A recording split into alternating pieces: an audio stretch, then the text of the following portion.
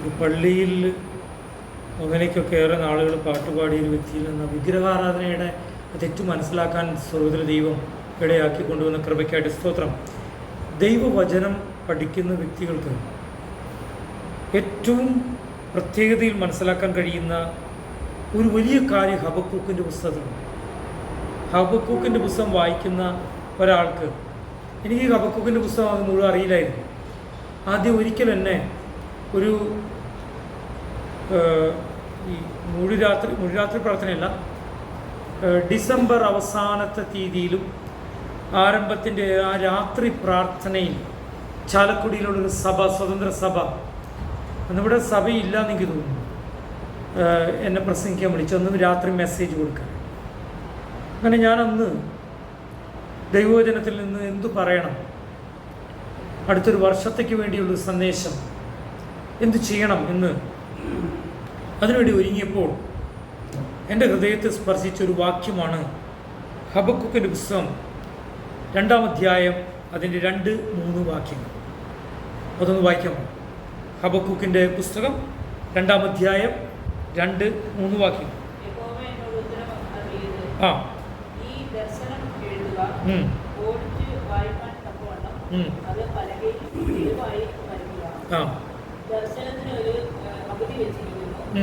അത് സമാപ്തിയിലേക്ക് ബന്ധപ്പെടുന്നു. സമയം തെറ്റുകയുമില്ല. അത് വൈകിയാലും അതിനായി കാത്തിരിക്കുക. അത് വരും താമസിക്കുകയില്ല. ആമേൻ. കേട്ടോ, ഹബക്കൂക്കിന്റെ പുസ്തകം 2-ാം അധ്യായം അതിൻ്റെ 2-3 വാക്യങ്ങൾ പറയുന്നത്, യഹോവയോട് ഉത്തരമുണ്ട്, നീ ദർശനം എഴുതുക. കേട്ടോ, ദർശനം ചെയ്യണം, എഴുതി വെക്കണം, വാഗ്ദത്തങ്ങൾ എഴുതി വെക്കണം. എഴുതി വെച്ചിട്ട് അത് ഓടിച്ച് വായിക്കാൻ തക്കണം, പലകിൽ തെളിവായി വരയ്ക്കുക. എന്ന് പറഞ്ഞു കഴിഞ്ഞാൽ കുഞ്ഞിതായിട്ട് കുത്തിക്കുറിച്ച് എഴുതി കഴിഞ്ഞാൽ നമുക്ക് തന്നെ പിന്നെ ഇത് എന്തിട്ട് എഴുതിയെന്ന് അറിയാൻ പറ്റില്ല. കഴിഞ്ഞ ദിവസം അങ്ങനെ ഒരു സംഭവമുണ്ട്.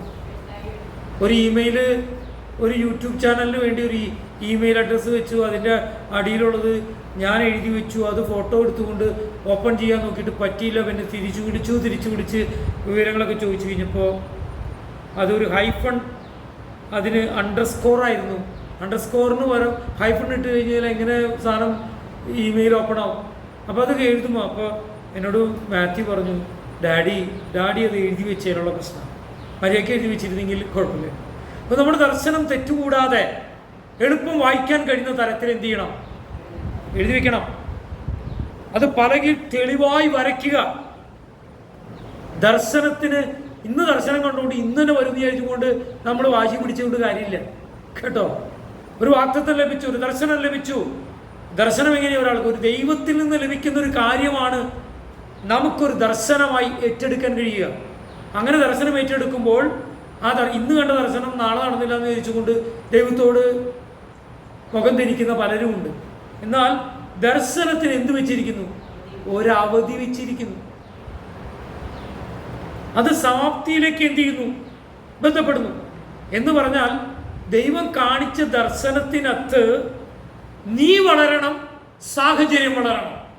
Price the lord. മനസ്സിലാക്കണമേ. ദർശനം കണ്ടു, ശരിയാ, നടക്കുന്നില്ല. കാരണം എന്ത്? ദർശനത്തിനൊരു അവധി വെച്ചിട്ടുണ്ട്. ദൈവം കാണിച്ചെന്ന ദർശനത്തിന് തക്കവണ്ണം നീ വളരേണ്ടിയിരിക്കുന്നു, അതിന് സാഹചര്യം തെളിയേണ്ടിയിരിക്കുന്നു. ജോസഫിന് ദൈവം ദർശനങ്ങൾ കൊടുത്തു. ആ ദർശനത്തിനനുസരിച്ച് അവൻ വളരേണ്ട സാഹചര്യമുണ്ട്.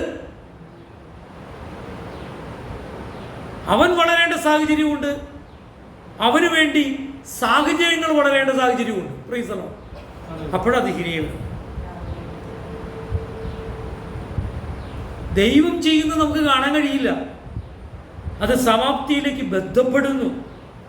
സമയം തെറ്റുകയുമില്ല. ദൈവത്തിൻ്റെ കലണ്ടറിൽ, ദൈവത്തിൻ്റെ ആ ഡയറിയിൽ അത് കൃത്യമായിട്ട് ഇന്ന ദിവസം ഇന്ന നടക്കുന്നു. എത്രയോ തെളിവുകൾ. അയാൾ മരിക്കുന്ന ആണ്ടിൽ അത് സംഭവിക്കുന്നുള്ളൂ. ജലപ്രളയം ഉണ്ടാക്കുക മരിക്കുന്ന ആണ്ടിലാണ്. കേട്ടോ, ആര് മരിക്കുന്ന ആണ്ടിൽ? മെത്തുശലഹ് മരിക്കുന്ന ആണ്ടിൽ. ബൈബിളിൽ രേഖപ്പെടുത്തിയ 969 വർഷം വരെ ജീവിച്ച മെത്തുശലഹ് മരിച്ച ആണ്ടിലാണ് അത് സംഭവിച്ചത്. ആഴിയുടെ ഉറവളൊക്കെ തുറന്നു വന്നത്. ഇപ്പൊ ദൈവം പറയുന്ന വാക്കുകൾ, പെന്തക്കോസ്ത് നാളെ എന്നാണ് പരിശുദ്ധാത്മാവ് വരാ, ഇതിനെ കുറിച്ചൊന്നും അവർക്ക് പിടിയിട്ടല്ല. അവരോടൊറ്റ കാര്യം പറഞ്ഞുള്ളൂ, നിങ്ങൾ ഒരുക്കത്തിനായിട്ട് ഇരിക്കണം. അവർ പരിശുദ്ധാത്മാവിനായി കാത്തിരുന്നു. കൃത്യം ആ പെന്തക്കോസ്ത് നാള് വന്ന സമയത്ത് തന്നെ എന്ത് സംഭവിച്ചത്? അപ്പോഴാണ് അന്യഭാഷയിൽ അവർ സംസാരിച്ചത്. അപ്പോഴാണ് 10-18 ഒത്തിരി ഭാഷകളുള്ളവർ ഓടിക്കൂടിയത്. കുറെ പേർക്ക് മനസ്സിലായില്ല. അവരവരുടെ ഭാഷയിൽ കുറെ കാര്യങ്ങൾ ചിലർക്ക് മനസ്സിലായി. അപ്പൊ ചിലർ പറഞ്ഞു ഇത് വലിയ വൻകാര്യങ്ങളാണ് സംസാരിക്കുന്നത്, മറ്റൊരു പറഞ്ഞു ഇവർ കുടിച്ച് ബഹളം വെക്കുന്നതാണ്. അപ്പോഴാണ് പത്രോസ് എഴുന്നേറ്റ് പ്രസംഗിക്കുന്നത്. നിങ്ങൾ വിചാരിക്കുന്ന പോലെ ഇവര് എന്ത് ചെയ്യല്ല, കുടിയന്മാരൊന്നുമല്ല. യോവേൽ പ്രവചനത്തിലൊക്കെ പറയുന്ന കാര്യങ്ങൾ നിവൃത്തിയാണ് സംഭവിക്കുന്നതെന്ന് പറയുവാനായിട്ടാണ് ഞാൻ പറഞ്ഞു വന്നത്. ഹബക്കൂക്കിലെ ആ പ്രവചനം, അതിന് സമയം തെറ്റുകയില്ല, അത് വൈകിയാലും അതിനായി കാത്തിരിക്കണം. അപ്പൊ ഈ പല ആൾക്കാർക്ക് ഈ വൈകുമ്പോഴാണ് പ്രശ്നം.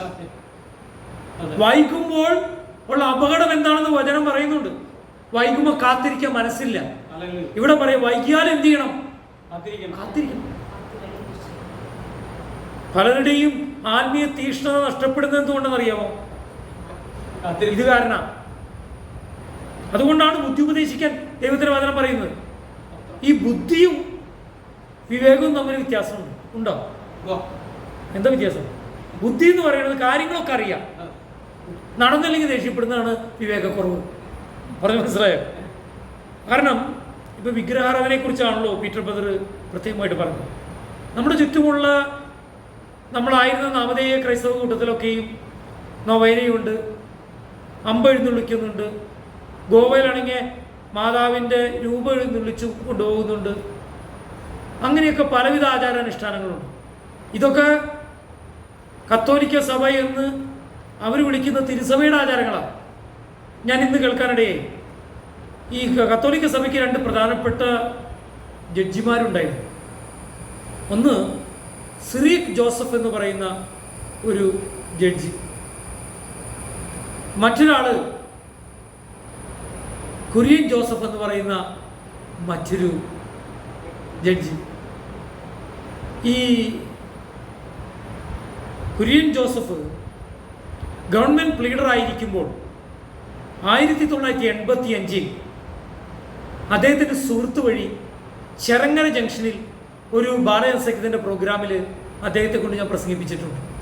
പിന്നീടാണ് അദ്ദേഹം അന്നേ കത്തോലിക്ക സഭയുമായി ബന്ധപ്പെട്ട സംഘടനകളിലും കാര്യങ്ങളിലും ബിഷപ്പുമാരുടെയും മറ്റുള്ളവരുടെയും ഒരു ഓമനപുത്രനായി വളർന്നു വന്ന വ്യക്തി അദ്ദേഹം. ഇപ്പം മതത്തിനും ജാതിക്കൊക്കെ ഹോൾഡുണ്ട് രാഷ്ട്രീയ പാർട്ടികളിൽ. അപ്പോൾ അവരൊക്കെ പറയുന്ന ആൾക്കാർക്ക് വലിയ പദവികളൊക്കെ പിന്നീട് കിട്ടും. എന്നാൽ പദവി അർഹിക്കുന്ന അനുഗ്രഹിക്കപ്പെട്ട 2 വ്യക്തികളാണ് ഈ സിറിയക് ജോസഫും കുര്യൻ ജോസഫും. അപ്പോൾ കുര്യൻ ജോസഫിൻ്റെ ഒരു പ്രസ്താവന ഇപ്പോൾ ഇന്ന് ഞാൻ കാണാനിടയിൽ. അതിൽ അദ്ദേഹം പറയുന്നത് വളരെ വികാരാധീനായിട്ടാണ് അദ്ദേഹം പറയുന്നത്. നമ്മളിങ്ങനെ പീറ്റർ ബ്രദർ പറഞ്ഞ മാതിരി അങ്ങോട്ട് തിരിഞ്ഞ് കുർബാനയിലാണോ ഇങ്ങോട്ട് തിരിഞ്ഞ് കുർബാനയിലാണോ എന്ന് പറഞ്ഞുകൊണ്ട് തല്ലുപിടുത്തം. എറണാകുളം അതിരൂപതയിലാണ് ഈ ഭയങ്കര തല്ലുപിടുത്തം നടക്കുന്നത്. 500-600 അച്ഛന്മാരുണ്ടെന്നാണ് പറയുന്നത്. ഇവിടെ അങ്ങോട്ടും ഇങ്ങോട്ടും ഫോട്ടോ കൂട്ടിയ കുർബാന ചലന സമയത്ത് തന്നെ തല്ലും ബഹളവും ഉണ്ടാകുന്ന തരത്തിൽ ബഹളങ്ങളും ഉണ്ടായി. ഇതൊക്കെ കണ്ട് സമാധാനപ്രിയനായിരിക്കുന്ന ജഡ്ജിക്ക് ഭയങ്കര പ്രയാസമായിട്ട്, റിട്ടയർഡ് ജഡ്ജിക്ക്. അദ്ദേഹം പറയാണ് മാർപ്പാപ്പയുടെ കൂടെ തിരുസഭയുടെ കൂടെ നമ്മൾ നിൽക്കണം. ഞാൻ ആ ഡീലിൽ എനിക്കൊരു കമൻ്റ് എഴുതുന്നത് തോന്നി. ഞാൻ എഴുതിയിട്ടില്ല. എന്താ എഴുതുന്നത് തോന്നിയെന്ന് അറിയാമോ? തിരുസഭ എന്ന് പറയുന്ന കത്തോലിക്ക സഭ ദൈവത്തിൻ്റെ മാറ്റമില്ലാത്ത വചനത്തിനനുസരിച്ചാണോ മുന്നോട്ട് പോകേണ്ടത്, അല്ലെങ്കിൽ ദൈവത്തിൻ്റെ കൽപ്പനകൾ അടങ്ങുന്ന കോൺസ്റ്റിറ്റ്യൂഷൻ, മനുഷ്യന് വേണ്ടി സ്വർഗം നൽകപ്പെട്ടതായ ദൈവം എഴുതിയ, മനുഷ്യനാൽ ദൈവം എഴുതപ്പെട്ട ദൈവത്തിൻ്റെ കോൺസ്റ്റിറ്റ്യൂഷൻ അനുസരിച്ചാണോ സഭ പോകുന്നത്? ഈ സഭ തിരുസഭയാണോ എന്ന് കുര്യൻ ജോസഫ് ഒന്ന് കണ്ണു തുറന്ന് അന്വേഷിക്കണം. ജഡ്ജിമാരായി, സുപ്രീം കോടതിയിൽ വലിയ ആൾക്കാരായി, സമ്മതിച്ചു. ആത്മീയ തലത്തിൽ അവരുടെ വിവേകമില്ലായ്മ എന്ന് ഞാൻ പറയാൻ ആഗ്രഹിക്കുക. കാരണം ഒരു കാര്യം ഞാൻ പറയാൻ ആഗ്രഹിക്കുന്നു. ഇന്ന് ലോകത്ത് കാണുന്ന സകല വിഷയങ്ങളുടെയും കാരണം എന്താണെന്ന് എന്നോട് ചോദിച്ചാൽ ഞാൻ ഇങ്ങനെ പറയും. എൻ്റെ വാക്കല്ല, ദൈവത്തിൻ്റെ വാക്ക്. നമുക്കെടുക്കാം റോമാലേഖനം റോമാലേഖനം എടുത്ത്, റോമാലേഖനം അതിൻ്റെ 1-ാം അധ്യായം, അതിൽ ദൈവത്തിൻ്റെ കോപത്തെക്കുറിച്ച് പറയുന്ന ഭാഗമാണ് 18 മുതൽ താഴെയുള്ള ഭാഗം. എന്താണ് ഈ മനുഷ്യന് ദൈവകോപം വന്ന് ഇത്രമാത്രം മനുഷ്യൻ മൃഗത്തെക്കാൾ അധപ്പതിക്കാൻ കാരണം? ലൈംഗിക ബന്ധത്തിൽ മൃഗങ്ങളെപ്പോലെ, പ്രകൃതിയെ നഷ്ടപ്പെടുത്തുന്നതിൽ ചില മൃഗങ്ങളെപ്പോലെ, മൃഗങ്ങളെക്കാൾ മോശമായി. എന്താണ് ഈ മൃഗസ്വഭാവം വരാൻ കാരണം? മനുഷ്യത്വം മരവിക്കാൻ കാരണം, മാതാപിതാക്കളെ ബഹുമാനിക്കാതിരിക്കാൻ കാരണം, വിവാഹ ബന്ധങ്ങൾക്ക് വില കൊടുക്കാതിരിക്കാൻ കാരണം, എന്തുകൊണ്ടാണ് തിന്മയായതും അപമാനമായ കാര്യങ്ങളിലും മനുഷ്യൻ രസിക്കുന്നതിന്റെ കാരണം? ആ കാരണം എഴുതിയിട്ടുണ്ട് 21-ാമത്തെ വാക്യത്തിൽ. ഒരാൾക്ക് വായിക്കാമോ? അവർ ദൈവത്തെ അറിഞ്ഞിട്ടും അവനെ ദൈവമെന്ന് ഓർത്ത് മഹത്വീകരിക്കുകയോ നന്ദി കാണിക്കുകയോ ചെയ്യാതെ തങ്ങളുടെ നിരൂപണങ്ങളിൽ വ്യർത്ഥരായി തീർന്നു. ശ്രദ്ധിക്കണമേ, വിവേകമില്ലാത്ത ക്രിസ്ത്യാനിയുടെ ഹൃദയം എന്തായി മാറി? ഇരുണ്ടുപോകും. വലിയ ജഡ്ജി ആയിരിക്കാം, വലിയ ശാസ്ത്രജ്ഞനായിരിക്കാം, വലിയ വക്കീലായിരിക്കാം, അല്ലെങ്കിൽ വലിയ ബുദ്ധിമാനായിരിക്കും, ചിലപ്പോൾ ഒരുപക്ഷെ ISROയിലെ വലിയ ശാസ്ത്രജ്ഞനായിരിക്കാം. പക്ഷെ ബുദ്ധി ഉണ്ടെന്ന് പറഞ്ഞിട്ട് കാര്യമില്ല. ദൈവത്തിന് കൊടുക്കേണ്ട മഹത്വം ദൈവത്തിന് കൊടുക്കാതെ മൃഗങ്ങൾക്കും ഇഴജാതികൾക്കും വിഗ്രഹങ്ങൾക്കും തൊലിസ്വരൂപങ്ങൾക്കും കൊടുത്താൽ അവരുടെ വിവേകമില്ലാത്ത ഹൃദയം എന്ന ദൈവം വിളിക്കുന്നത്, ആ ഹൃദയം ചെയ്യും? ഇരുണ്ടുപോകും. ആ ഇരുണ്ടുപോയാൽ എന്ത് സംഭവിക്കും? ജ്ഞാനികളെന്ന് പറഞ്ഞുകൊണ്ട് അവർ മൂഢരായി പോകും. കേട്ടോ, ജ്ഞാനികളെന്ന് പറഞ്ഞുകൊണ്ട് തന്നെ അവർ മൂഢരായി പോകും. 10 ഡോക്ടറേറ്റും ഉണ്ടാവും, 4 ഷെവലിയർ പട്ടം ഉണ്ടാവും, മറ്റു പല കാര്യങ്ങളും ഉണ്ടാവും, ഒക്കെ ഉണ്ടാവും. പക്ഷേ അവര് ആരായി മാറും? ദൈവസന്നിധിയിൽ ആരായി മാറും? വലിയ ഡോക്ടറേറ്റ് ഉള്ളതുപോലെ അവരുടെ മുന്നിൽ എഴുതാൻ പറ്റും, ഭയങ്കര ഫൂൾ.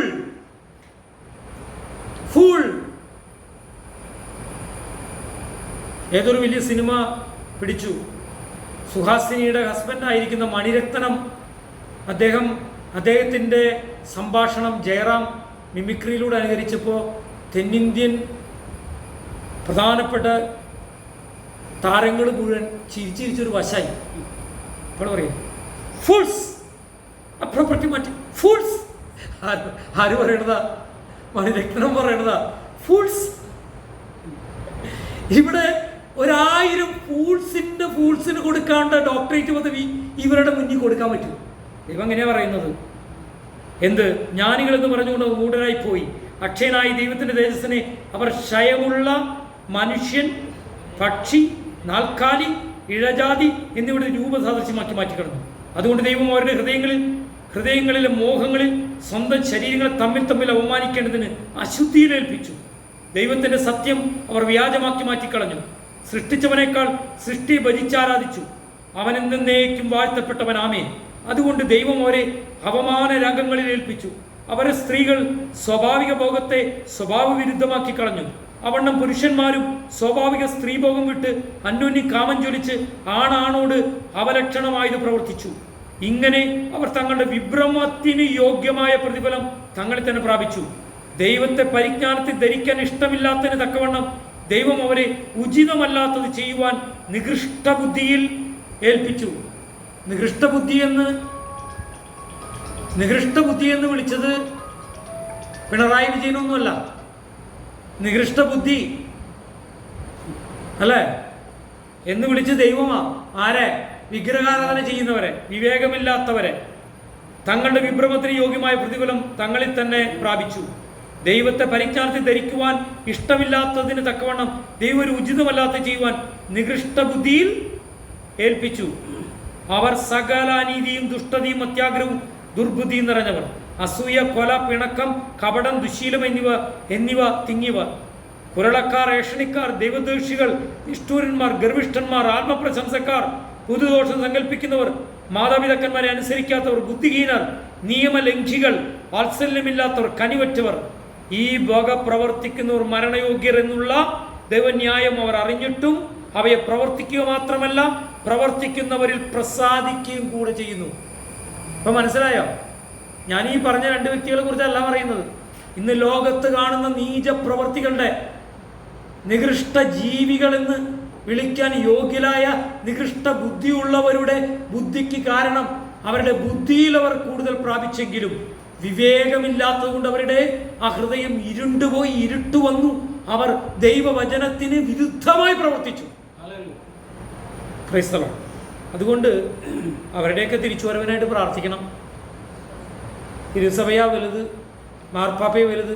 മാർപ്പാപ്പ പറഞ്ഞിരിക്കുന്ന പല അബദ്ധങ്ങളും, ദൈവവചനത്തിന് വിരുദ്ധമായ അനേക കാര്യങ്ങളും ഇന്ന് പെയിന്റ് അടിച്ച് വെളുപ്പിക്കാൻ വേണ്ടി പല കരിസ്മാറ്റിക്കാരെ ഇറങ്ങി തിരിച്ചിരിക്കുകയാണ്. മാർപ്പാപ്പയ്ക്ക് ബൈബിളിൽ ഒരു വിശ്വാസവും ഇല്ല. അതിനേക്കാൾ കൂടുതൽ വിശ്വാസം ഡാർവിൻ്റെ പരിണാമ സിദ്ധാന്തത്തിലാണ്. മാർപ്പാപ്പ കഴിഞ്ഞ ദിവസം 8 മിനിറ്റ് കൂടുതൽ സുവിശേഷം കുർബാനയ്ക്കിടയിൽ പറയാനേ പാടില്ല പറഞ്ഞു. അതിൻ്റെ കാരണം അദ്ദേഹം പറഞ്ഞു, 8 മിനിറ്റ് കൂടുതൽ പറഞ്ഞ ആൾക്കാർ ഉറങ്ങുന്നു.